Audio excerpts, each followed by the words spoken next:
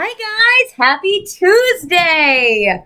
Couple things. First of all, I know the video quality isn't as good as it has been. It took over 24 hours to upload Monday's video. If it even uploaded, we don't know yet as we're recording this. It's 84% uploaded.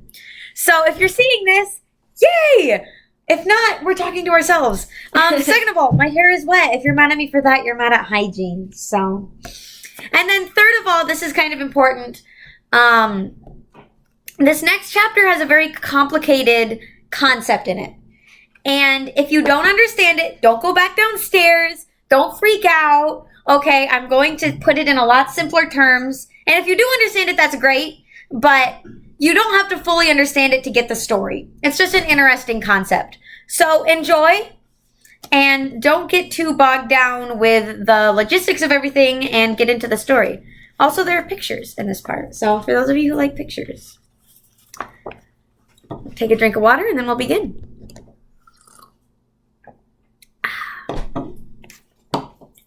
Chapter 5, The Tesseract.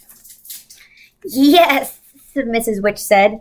He is behind the darkness so that even we cannot see him. Remember, she's saying yes. Your father is fighting the dark thing, for those of you who don't remember. Meg began to cry, to sob aloud. Through her tears, she could see Charles Wallace standing there, very small, very white. Calvin put his arms around her, but she shuddered and broke away, sobbing wildly. Then she was enfolded in the great wings of Mrs. Whatsit, and she felt comfort and strength pouring through her. Mrs. Whatsit was not speaking aloud, and yet through the wings Meg understood words. My child, do not despair. Do you think we would have brought you here if there were no hope? We are asking you to do a difficult thing, but we are confident that you do it. You can do it. Your father needs help. He needs courage, and for his children, that he may be able to do what he cannot do for himself. Now, Mrs. Witch said, are we ready? Where are we going? Calvin asked. Again, Meg felt an actual physical tingling of fear as Mrs. Witch spoke. We must go behind the shadow. But we will not do it all at once, Mrs. Whatsit comforted them. We will do it in short stages. She looked at Meg. Now we will tesser, we will wrinkle again. Do you understand? No, Meg said flatly. Mrs. Whatsit sighed. Explanations are not easy when they are about things for which your civilization still has no words. Calvin talked about traveling at the speed of light. You understand that a little, Meg? That's my dad. Yes. Meg nodded. That, of course, is impractical, long way around. We have learned to take shortcuts whenever possible. Sort of like in math? Meg asked. Like in math. Mrs. Whatsit looked over at Mrs. Who. Take your skirt and show them. La experiencia es la madre de la ciencia. Spanish, my dears, Cervantes. Experience is the mother of knowledge. Mrs. Who took a portion of her white robe in her hands and held it tight. You see, Mrs. Whatsit said, if a very small insect were to move from the section of the skirt in Mrs. Who's right hand to her left, it would be quite a long walk for them if he had to walk straight across. So you can see the ant, very long walk to get all the way across there. Swiftly, Mrs. Who brought her hands, still holding the skirt, together. Now you see, Mrs. Whatsit said, he would be there without that long of a trip. That is how we travel. So see how this is traveling through time normally. This is how they travel through time, by wrinkling the time up so the ant can get across faster. So that's why it's called a wrinkle in time. They actually make a wrinkle in time so that they can travel across it faster. It can happen. I don't know. We're on the page with the ant. Charles Wallace accepted the explanation serenely. Even Calvin did not seem perturbed. Oh dear. Meg sighed. I guess I am a moron. I just don't get it. That's because you think of space only in 3 dimensions, Mrs. Whatsit told her. We travel in the 5th dimension. This is something you can understand, Meg. Don't be afraid to try. Was your mother able to explain a tesseract to you? Well, she never did, Meg said. She got so upset about it. Why, Mrs. Whatsit? She said it had to do something with her and her father. And father. And father. It was a concept were playing with, Mrs. Whatsit said. Going beyond the 4th dimension to the 5th. Did your mother explain it to you, Charles? Well, yes. Charles looked a little embarrassed. Please don't be hurt, Meg. I just kept at her a while you were at school till I got it out of her. Meg sighed. Just explain it to me. Okay, Charles said. What is the 1st dimension? That's you. Well, a line? So see, 1st dimension is a line. Okay, and the 2nd dimension? Well, you'd square the line. A flat square would be in the 2nd dimension. 2nd dimension, right there. And the 3rd? Well, you'd square the 3rd dimension. The 2nd dimension. Well, you'd square the 2nd dimension. Then the square wouldn't be flat anymore. It would have a bottom, sides, and top. So here's the 3rd dimension. And the 4th? Well, I guess if you want to put it into mathematical terms, you'd square the square. But you can't take a pencil and draw it the way you can the first 3. I know it's got something to do with Einstein and time.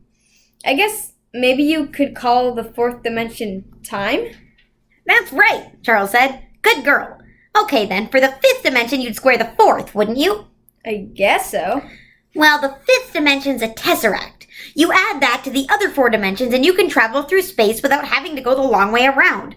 In other words, to put it into Euclid or old-fashioned plane geometry, a straight line is not the shortest distance between 2 points. For a brief, illuminating second, Meg's face had the listening, probing expression that was so often seen on Charles. I see! She cried. I got it! For just a moment, I got it! I can't possibly explain it now, but there, for a second, I saw it. She turned excitedly to Calvin. Did you get it? He nodded. Enough. I don't understand it the way Charles Wallace does, but enough to get the idea. Okay, if you are not like Meg and Calvin, because you're 9 or 10, and you don't understand it, basically, this philosophical concept means that they can travel through space and time very, very fast. That's all you really need to understand about the Tesseract. If you get it, that's great. If you don't feel bad. This book was written for teenagers, and I'm reading it to you guys. So, basically, they can travel through space and time very fast. So now we go, Mrs. Witch said. There is not all the time in the world. Could we hold hands? Meg asked. Calvin took her hand and held it tightly in his. You can try, Mrs. Whatsit said, though I'm not sure how it'll work. You see, though we travel together, we travel alone. We will go first and take you afterward in the backwash. That may be easier for you. As she spoke, the great white body began to waver. The wings, too, dissolve into mist.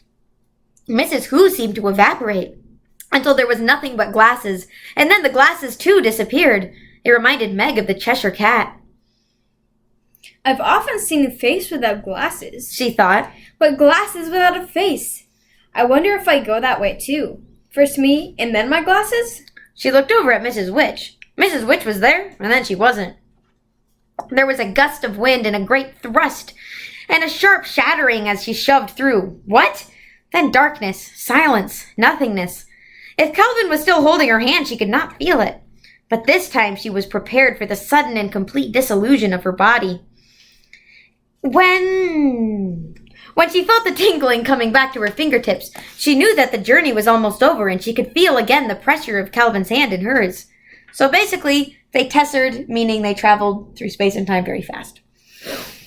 Without warning, coming as a complete and unexpected shock, she felt a pressure she had never imagined, as though she were being completely flattened by an enormous steamroller. This was far worse than the nothingness had been. While she was nothing, there was no need to breathe, but now her lungs were squeezed together, so that although she was dying for want of air, there was no way for her lungs to expand and contract, to take the air that she must have to stay alive. This was completely different from the thinning of atmosphere when they flew up the mountain and she had to put the flowers to her face to breathe. She tried to gasp, but a paper doll can't gasp. She thought she was trying to think, but her flattened out mind wasn't able to function as her lungs. Her thoughts were squashed along with the rest of her. Her heart tried to beat. It gave a knife-like sideways movement, but it could not expand. But then she seemed to hear a voice. Or, if not a voice, at least words flattened out like printed words on paper. Oh no, we can't stop here. This is a two-dimensional planet, and the children can't manage here. She was whizzed into nothingness again, and nothingness was wonderful. She did not mind that she could not feel Calvin's hand, that she could not see or feel or be. The relief from the intolerable pressure was all she needed. Then the tingling began to come back to her fingers, her toes, and she could feel Calvin holding her tightly. Her heart beat regularly, blood coursed through her veins. Whatever had happened, whatever mistake had been made, it was now over. She thought she heard Charles Wallace saying, his words round and fully spoken as words ought to be, "Really, Mrs. Witch, you might have killed us." This time, she was pushed out of the frightening fifth dimension with a sudden, immediate jerk. There she was, herself again, standing with Calvin beside her, holding on to her hand for dear life, and Charles Wallace in front of her, looking indignant. Mrs. Whatsit, Mrs. Who, and Mrs. Witch were not visible, but she knew that they were there. The fact of their presence was strong about her. "Children, I apologize," came Mrs. Witch's voice. "Now, Charles, calm down," Mrs. Whatsit said, appearing not as gaunt and beautiful beast she had been when they last saw her, but in her familiar wild garb of shawls and scarves and the tramp's old coat and hat. "You know how difficult it is for her to materialize. If you are not substantial yourself, it's very difficult to realize how limiting protoplasm is." "I am sorry," Mrs. Witch's voice came again, but there was more than a hint of amusement in it. "It is not funny." Charles Wallace gave a childish stamp of his foot. Mrs. Who's glasses shone out, and the rest of her appeared more slowly behind them. "We are such stuff as dreams are made on," she smiled broadly. "Prospero in the Tempest. I do like that play." "You didn't do it on purpose?" Charles demanded. "Oh, my darling, of course not," Mrs. Whatsit said quickly. It was a very understandable mistake. It's very difficult for Mrs. Witch to think in a corporal way. She wouldn't hurt you deliberately, you know that. And it's really a very pleasant little planet, and rather amusing to be flat. We enjoy our visits there." "Where are we now, then?" Charles Wallace demanded. "And why?" "In Orion's Belt. We have a friend here, and we want you to have a look at your own planet." "When are we going home?" Meg asked anxiously. "What about Mother? What about the twins? They'll be terribly worried about us. When we didn't come in at bedtime, well, Mother must be frantic by now. She and the twins in Fort will have been looking and looking for us, and of course we aren't there to be found." "Don't worry, my pet," Mrs. Whatsit said cheerfully. "We took care of that before we left. Your mother has had enough to worry about with you and Charles to cope with, and not knowing about your father without our adding to her anxieties. We took a time wrinkle as a little space. Whoa. We took a time wrinkle as well as a space wrinkle. It's very easy to do if you know how."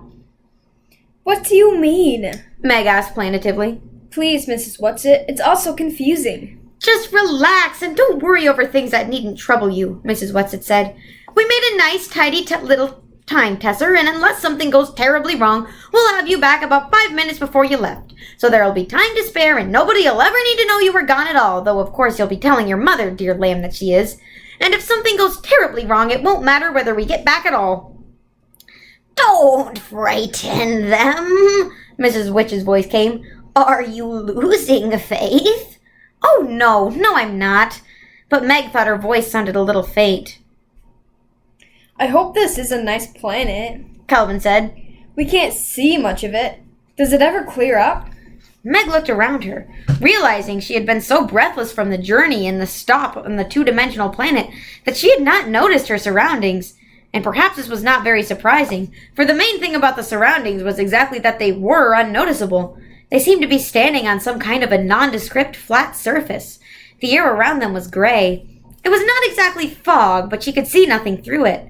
Visibility was limited to the nicely definite bodies of Charles Wallace and Calvin, the rather unbelievable bodies of Mrs. Whatsit and Mrs. Who, and a faint occasional glimmer that was Mrs. Witch. "Come, children," Mrs. Whatsit said. "We don't have far to go, and we might as well walk. It'll do you good to stretch your legs a little."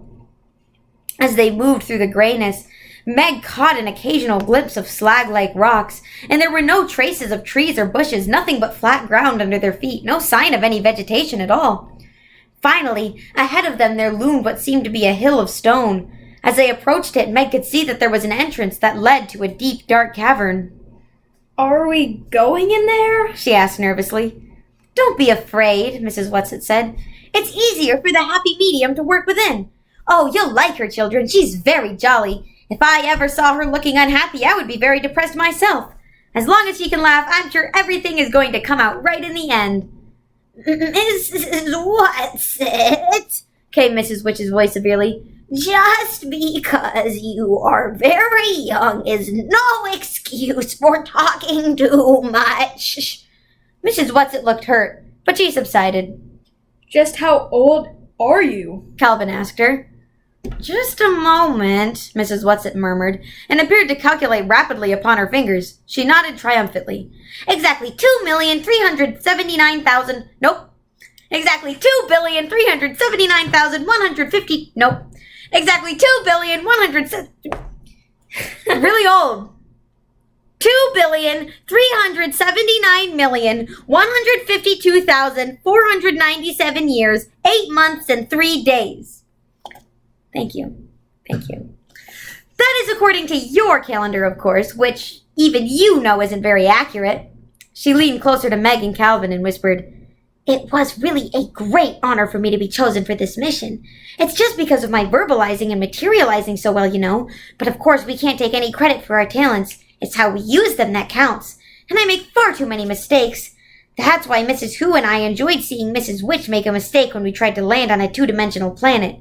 It was that we were laughing at, not at you. She was laughing at herself, you see. She's really terribly nice to us younger ones. Meg was listening with such interest to what Mrs. Whatsit was saying she hardly noticed when they went into the cave.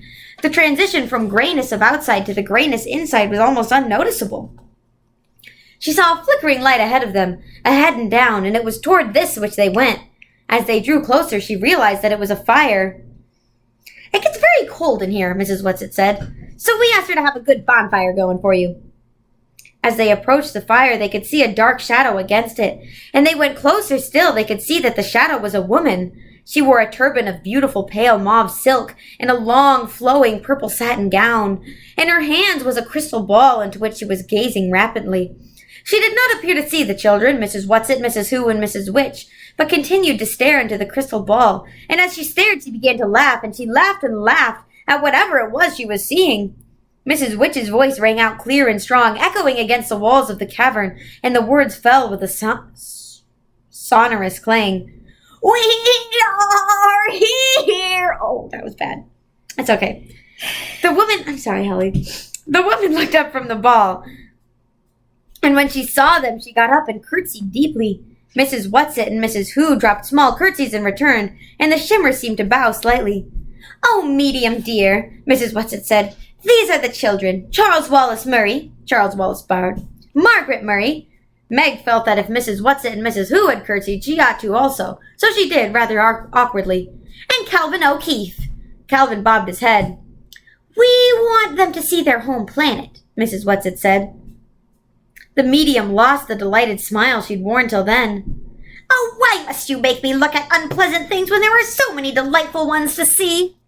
Again, Mrs. Witch's voice reverberated through the cave. There will no longer be so many pleasant things to look at if responsible people do not do something about these unpleasant ones. The medium sighed and held the ball high. Look, children, Mrs. Whatsit said. Look into it well. Que loterie est petite à qui avoid des suites. Delhi, how small is the earth to him who looks at it from heaven, Mrs. Who intoned musically.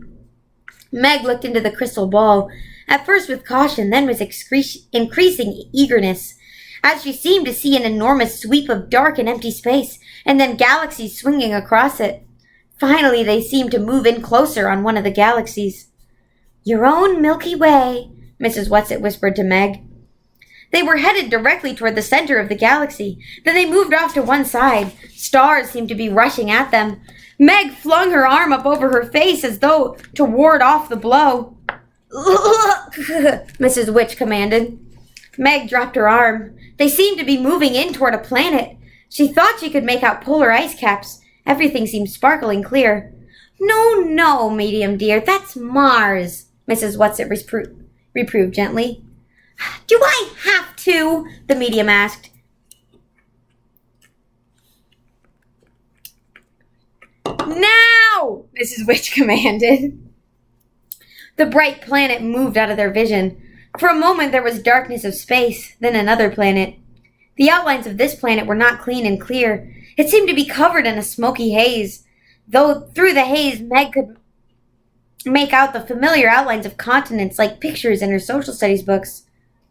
Is it because of our atmosphere that we can't see properly? She asked anxiously. No, Meg, you know that it is not the atmosphere, Mrs. Witch said. You must be brave. It's the thing, Charles Wallace cried. It's the dark thing we saw from the mountain peak on Ariel when we were riding on Mrs. Whatsit's back. Did it just come? Meg asked in agony, unable to take her eyes from the sickness of the shadow which darkened the beauty of the earth. Did it just come while we've been gone? Mrs. Witch's voice seemed very tired. Tell her, she said to Mrs. Whatsit. Mrs. Whatsit sighed. No, Meg, it hasn't just come. It has been there for a great many years. That is why your planet is such a troubled one. But why? Calvin started to ask, his voice cracking hoarsely.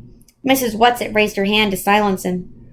We showed you the dark thing on Uriel first. Oh, for many reasons. First, because the atmosphere on the mountain peaks there is so clear and thin you could see it for what it is. And we thought it would be easier for you to understand if you saw it, well, someplace else first, not on your own Earth. I hate it, Charles Wallace cried passionately. I hate the dark thing. Mrs. Whatsit nodded. Yes, Charles, dear, we all do. That's another reason we wanted to prepare you on Uriel. We thought it would be too frightening for you to see it first on your own beloved world. But what is it? Charles demanded. We know it's evil, but what is it? You have said it, Mrs. Witch's voice rang out. It is evil. It is the powers of darkness. But what's gonna happen? Meg's voice trembled. Oh, please, Mrs. Witch, tell us what's gonna happen. We will continue to fight.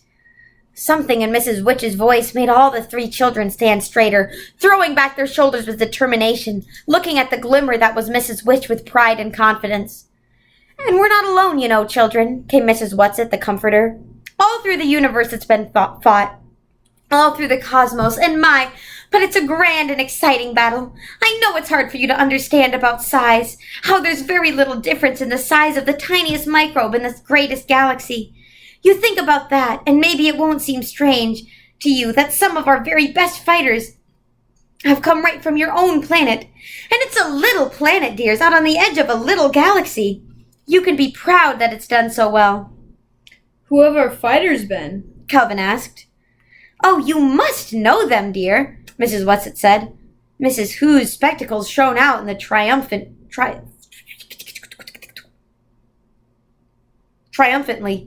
And the light shineth in darkness, and in the darkness comprehend it not. Jesus, Charles Wallace said. Why, of course, Jesus. Of course, Mrs. Whatsit said. Go on, Charles, love. There are others. All your great artists, they've been lights for us to see by. Leonardo da Vinci? Calvin suggested tentatively. And Michelangelo. Tour of Italy, guys. And Shakespeare, Charles Wallace called out. And Bach, and Pasteur, and Madame Curie, and Einstein. Now Calvin's voice rang with confidence. And Schweitzer, and Gandhi, and Buddha, and Beethoven, and Rembrandt, and St. Francis. Now you, Meg, Mrs. Whatsit ordered. Oh, elucid, I suppose. Meg was in such an agony of impatience that her voice grated irritably. And Copernicus. But what about Father? Please, what about Father? We are going to your father, Mrs. Witch said. But where is he? Meg went over to Mrs. Witch and stamped as though she were as young as Charles Wallace. Mrs. Whatsit answered in a voice that was low but quite firm. On a planet that is given in, so you must prepare to be very strong. All traces of cheer left the happy medium's face. She sat holding the gray ball, looking down at the shadowed earth, and a slow tear coursed down her cheek. "I can't stand it any longer," she sobbed. "Watch now, children, watch." Should we read more? I don't know. Should we read more or should you eat crackers?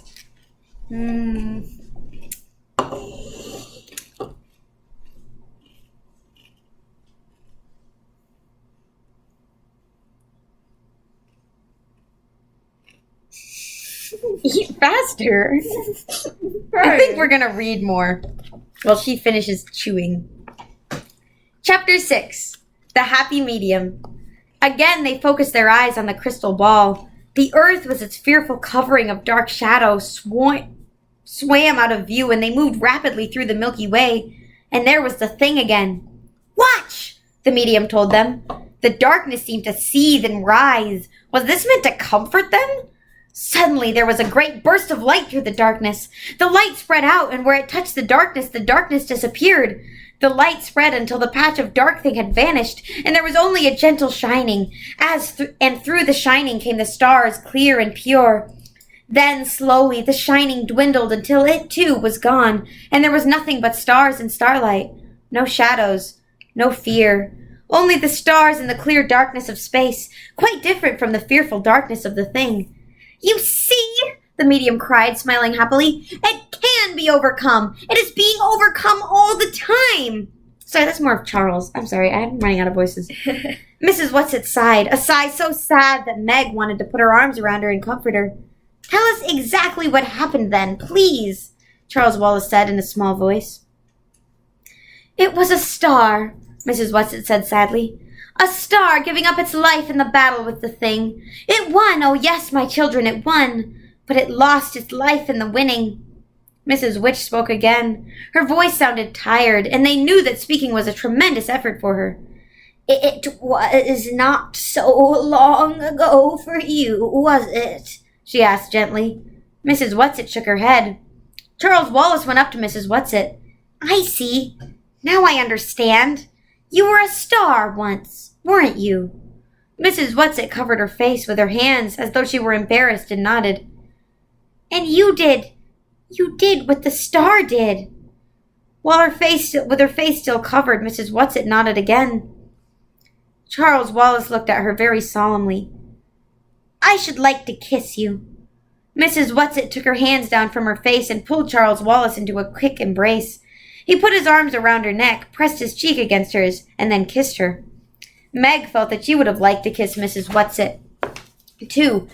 But after that, Charles Wallace, anything that she or Calvin did would be anticlimactic. She contented herself with looking at Mrs. Whatsit, even though she was used to Mrs. Whatsit's on get-up, and the very oddness of it was what made it seem so comforting. She realized with a fresh shock that it was not Mrs. Whatsit herself she was seeing at all. The complete, the true Mrs. Whatsit, Meg realized, was beyond human understanding.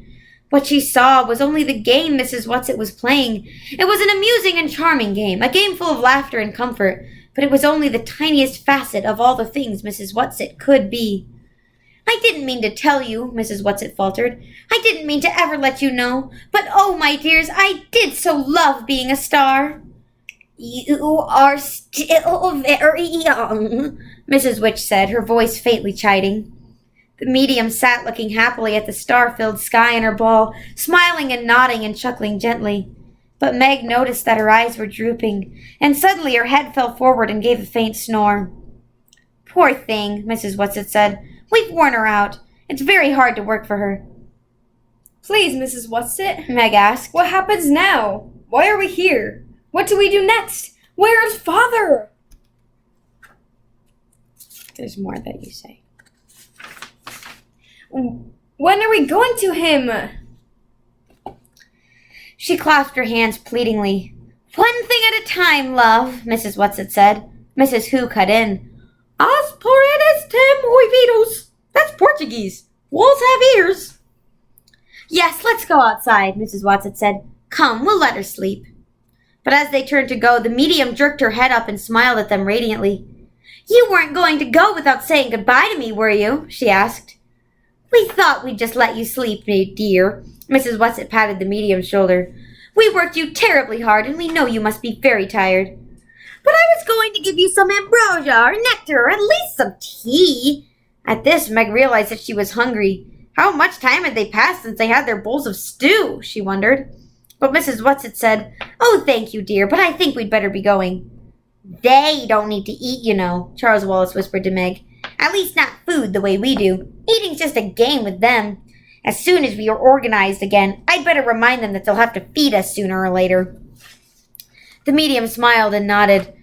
"It does seem as though I should be able to do something nice for you after having had to show you those poor children such horrid things. Would they like to see their mother before they go?" "Could we see Father?" Meg asked eagerly. "No," Mrs. Witch said.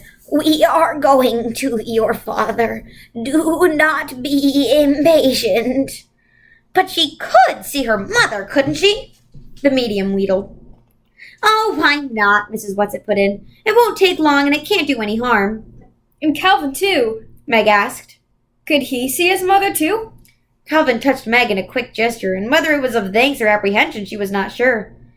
"I think it is a mistake," Mrs. Witch was disapproving. "But since you have mentioned it, I suppose you must go ahead."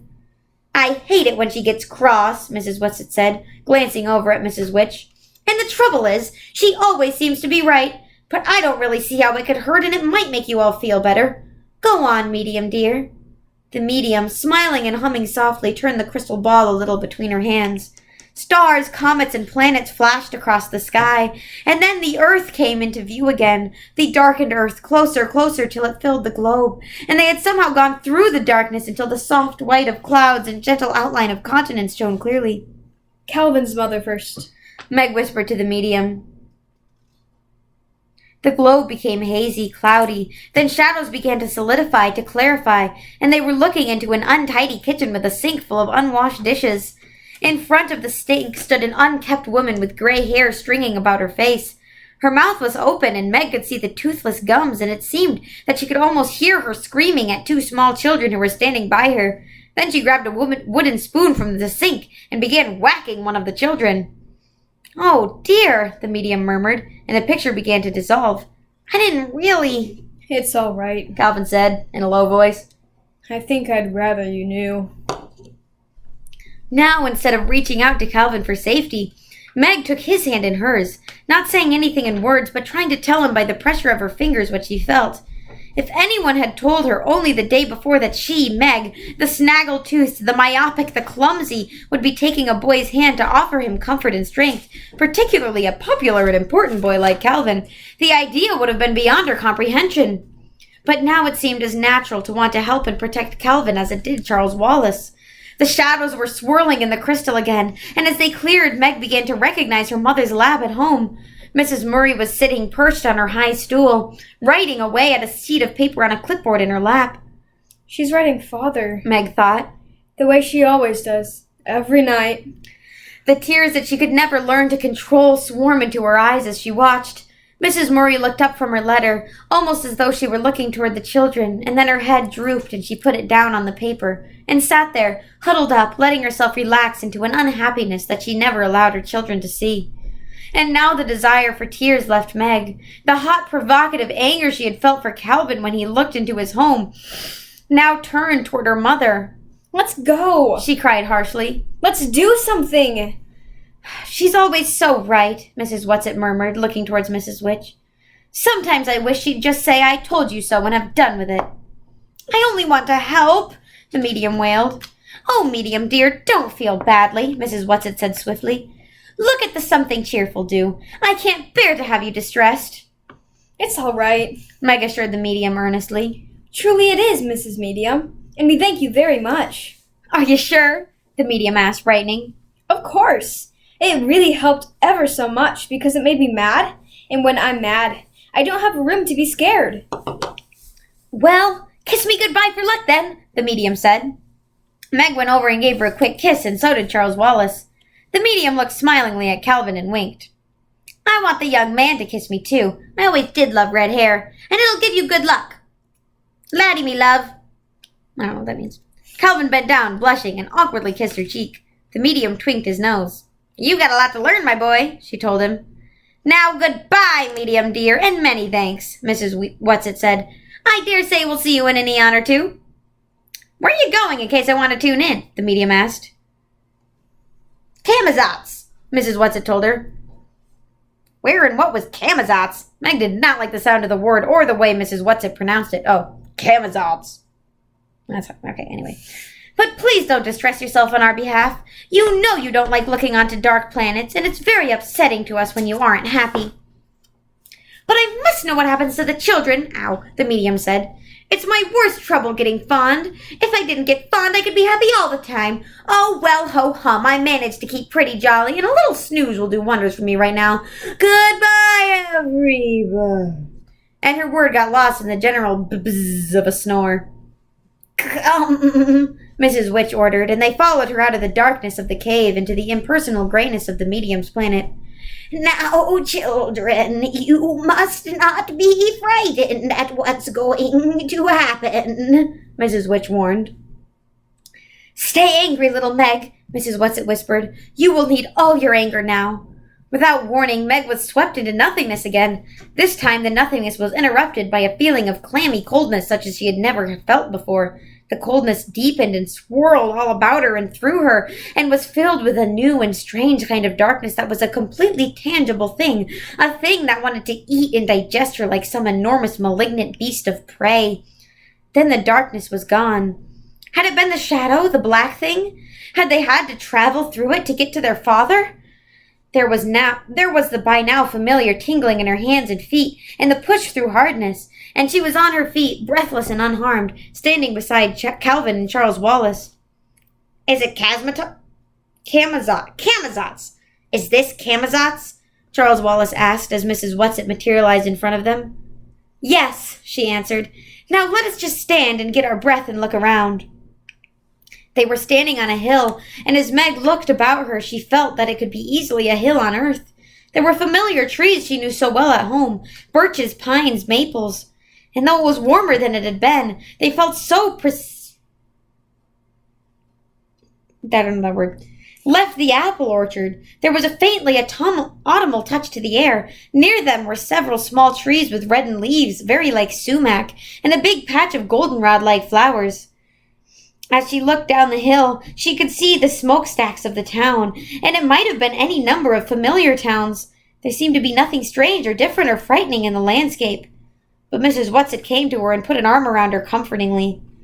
"I can't stay with you here, you know, love," she said.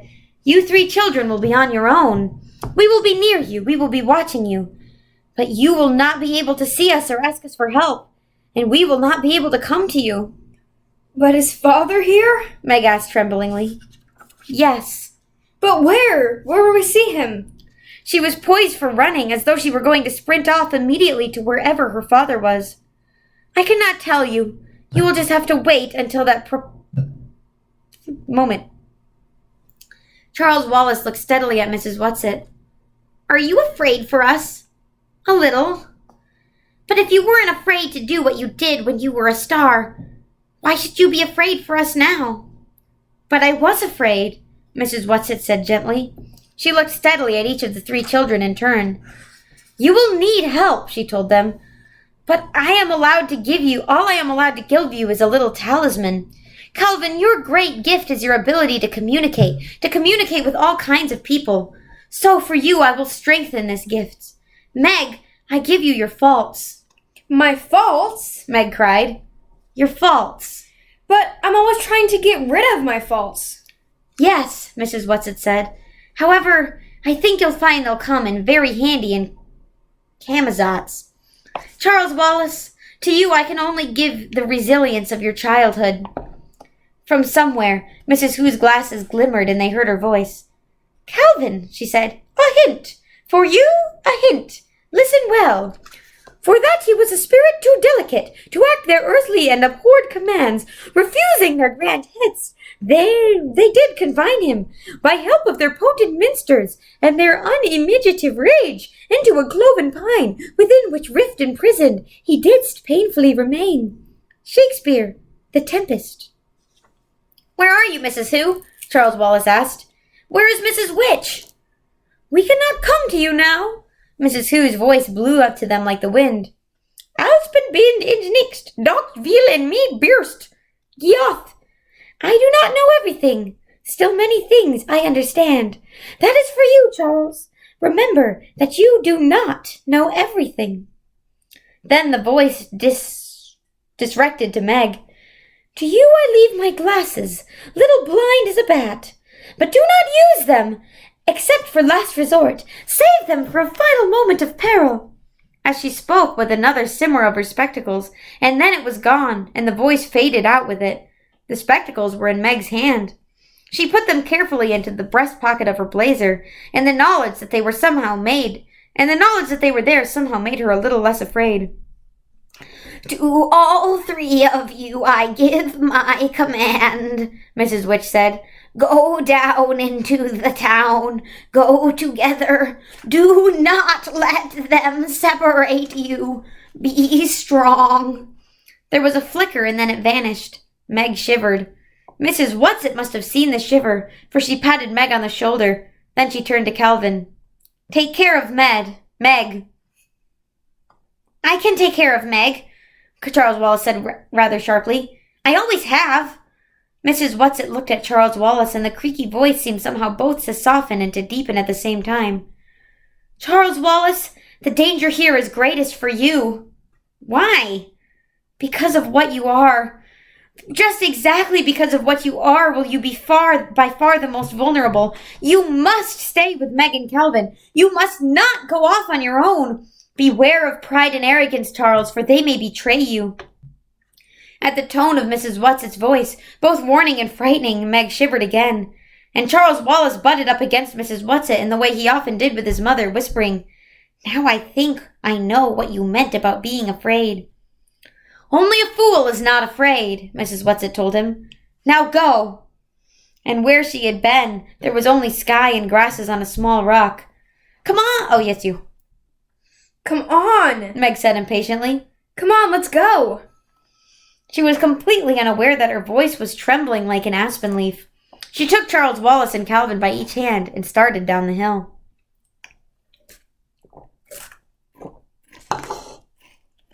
Below them, the town was laid out in harsh, angular patterns. The houses on the outskirts were all exactly alike, small, square boxes painted gray. Each had a small, rectangular plot of lawn in front, with a straight line of dull-looking flowers edging to the path of the door. Meg had a feeling that if she could count the flowers, there would be exactly the same number for each house. In front of all the houses, children were playing. Some were skipping rope, some were bouncing balls. Meg felt vaguely that something was wrong in their play. It seemed exactly like the children playing around any housing development at home, yet there was something different about it. She looked at Calvin and saw that he too was puzzled. Look, Charles Wallace said suddenly. They're skipping and bouncing in rhythm. Everyone's doing it at the exact same moment. This was so. As the skipping rope hit the pavement, so did the ball. As the rope curved over the head of the jumping child, the child with the ball caught the ball. Down came the ropes. Down came the balls. Over and over again. Up, down, all in rhythm, all identical, like the houses, like the paths, like the flowers. Then the doors of the houses opened simultaneously, and out came women like a row of paper dolls. The print of their dresses was different, but they all gave the appearance of being the same. Each woman stood on the steps of the house. Each clapped. Each child with the ball caught the ball. Each child with the skipping rope holded the rope. Each child turned and walked into the house. The doors clicked shut behind them. How can they do it? Meg asked wonderingly. We couldn't do it that way if we tried. What does it mean? Let's go back. Calvin's voice was urgent. Back? Charles Wallace asked. Where? I don't know. Anywhere. Back to the hill. Back to Mrs. Whatsit and Mrs. Who and Mrs. Witch. I don't like this. But they aren't there. Do you think they'd come to us if we turned back now? I don't like it, Calvin said again. Come on! Impatience made Meg squeak. You know we can't go back. Mrs. Whatsit said to go into the town. She started down the street, and the two boys followed her. The houses, all identical, continued as far as the eye could reach. Then, all at once, they saw the same thing and stopped to watch. In front of one of the houses stood a little boy with a ball, and he was bouncing it. But he bounced it rather badly and with no particular rhythm, sometimes dropping it and running after it with awkward, furtive leaps, sometimes throwing it up into the air and trying to catch it. The door of his house opened and outran the mother figures. She looked wildly up and down the street, saw the children, and put her hand to her mouth as though to stifle a scream, grabbed the little boy, and rushed indoors with him. The ball dropped from his fingers and rolled out into the street. Charles Wallace ran after it and picked it up, holding it out for Meg and Calvin to see. It seemed like a perfectly ordinary brown rubber ball. "Let's take it to him and see what happens," Charles Wallace suggested. Meg pulled at him. Mrs. Whatsit said for us to go on into the town. "Well, we are in the town, aren't we? The outskirts, anyhow. I want to know more about this. I have a hunch it may help us later. You go on if you don't want to come with me." "No," Calvin said firmly. "We're going to stay together. Mrs. Whatsit said we weren't to let them separate us. But I'm with you on this. Let's knock and see what happens." They went up to the path of the house, Meg reluctant, eager to get into the town. "Let's hurry," she begged. "Please, don't you want to see Father?" "Yes," Charles Wallace said, "but not blindly. How can we help him if we don't know what we're up against? And it's obvious we've been brought here to help him, not just to find him." He walked briskly up the steps and knocked at the door. They waited. Nothing happened. Then Charles Wallace saw a bell, and this he rang. They could hear the bell buzzing in the house, and the sound of it echoed down the street. After a moment, the mother figure opened the door. All up and down the street, other doors opened, but only a crack, and eyes peered toward the three children and the woman looking fearfully at the door with them. "What do you want?" she asked. "It isn't paper time yet. We've had milk time, and this month's puller push person, and I haven't given any decency, and I've given my decency donations regularly. All my papers are on holder." "I think your little boy dropped his ball," Charles Wallace said, holding it out. The woman pushed the ball away. "Oh, no! The children in our section never drop balls. They're all perfectly trained. We haven't had an apparition for 3 years." All up and down the block, heads nodded in agreement. Charles Wallace moved closer to the woman and looked past her into the house. Behind her in the shadows, he could see the little boy, who must have been about his own age. "You can't come in," the woman said. "You haven't shown me any papers. I don't have to let you in if you haven't any papers." Charles Wallace held the ball out beyond the woman so that the little boy could see it. Quick as a flash, the boy leaped forward and grabbed the ball from Charles Wallace's hand, then darted back into the shadows. The woman went very white, opened her mouth as though to say something, then slammed the door in their faces instead. All up and down the street, doors slammed. "What are they afraid of?" Charles Wallace asked. "What's the matter with them?" "Don't you know?" Meg asked him. "Don't you know what all this is about, Charles?" "Not yet," Charles Wallace said. "Not even an inkling, and I'm trying. But I didn't get through anywhere, not even a chink. Let's go." He stumped down the steps. After several blocks, the houses gave way to apartment buildings. At least Meg felt sure that was what they must be. They were fairly tall, rectangular buildings, absolutely plain, each window, each entrance exactly like every other. Then, coming toward them down the street was a boy about Calvin's age, riding a machine that was something like a combination of a bicycle and a motorcycle. It had the slimness and lightness of a bicycle, and yet as the foot pedals turned, they seemed to generate an unseen source of power, so that the boy could pedal very slowly, and yet move along the street quite swiftly. As he reached each entrance, he thrust out one hand into a bag he wore and slung over his shoulder, pulled out a roll of papers, and tossed it into an entrance. It might have been Denny's or Sandy's or any one of hundreds of boys with newspaper route in any hundreds of towns back at home, and yet, as with the children playing ball and jumping rope, there was something very wrong about it. The rhythm of the gesture never varied. The paper flew in identically the same arc at each doorway, landed in identically the same spot.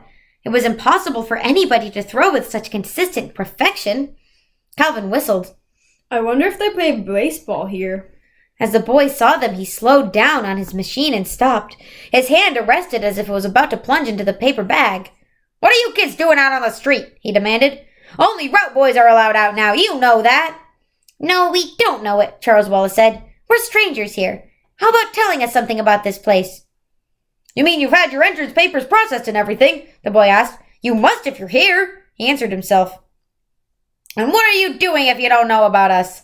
You tell me, Charles Wallace said. Are you examiners?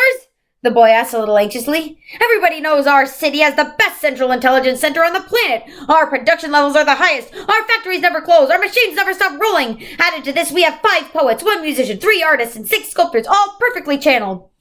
What are you quoting from? Charles Wallace asked. The manual, of course, the boy said. We are the most oriented city on the planet. There has been no trouble of any kind for centuries. All Camazotz knows our record. This is why we are the capital city of Camazotz. That is why Central Intelligence is located here. That is why it makes its home here. There was something about the way he said it that made a shiver run up and down Meg's spine. Then Charles Wallace asked briskly, Where is this Central Intelligence Center of yours? Central, the boy corrected. Just keep going and you can't miss it. You are strangers, aren't you? What are you doing here? Are you supposed to ask questions? Charles Wallace demanded severely. The boy went white just as the woman had. I humbly beg your pardon. I must continue my route now, or I will have to talk my timing into the explainer. And he shot off down the street on his machine.